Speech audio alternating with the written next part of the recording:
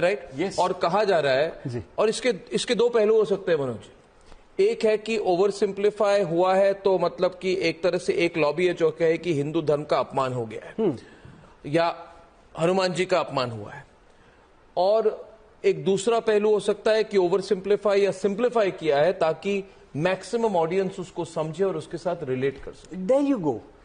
Did you deliberately try to oversimplify it? Completely. It is not an error. It is a very meticulous thought process that has gone into writing the dialogues for Bajrang Bali.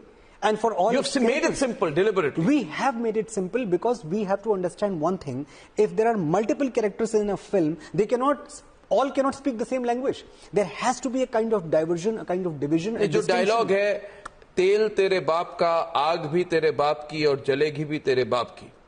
अब ये जो dialogue है जो हनुमान जी ने कहा है लंका दहन के सीक्वेंस में, तो लोग कह रहे हैं ये बहुत एक तरह से भड़कालू है और ओवर सिंप्लीफाइड है। क्या हनुमान जी ऐसी भाषा का कभी प्रयोग कर सकते हैं? देखिए, हम सब रामायण को कैसे जानते हैं अर्नब? मैं रामायण कैसे जानता हूं और आप भी शायद ऐसे ही जानते हैं और ओम भी ऐसे ही जानते हैं।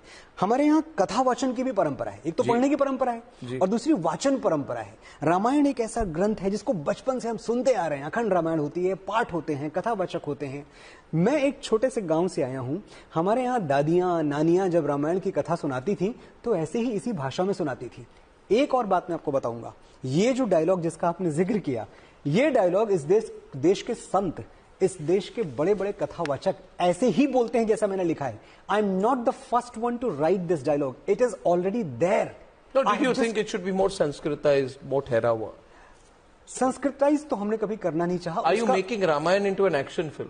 एक बात आप मुझे बताएं, Are you making Ramayana into an action film? Ramayan is an action film, there is lot of action in it, why not?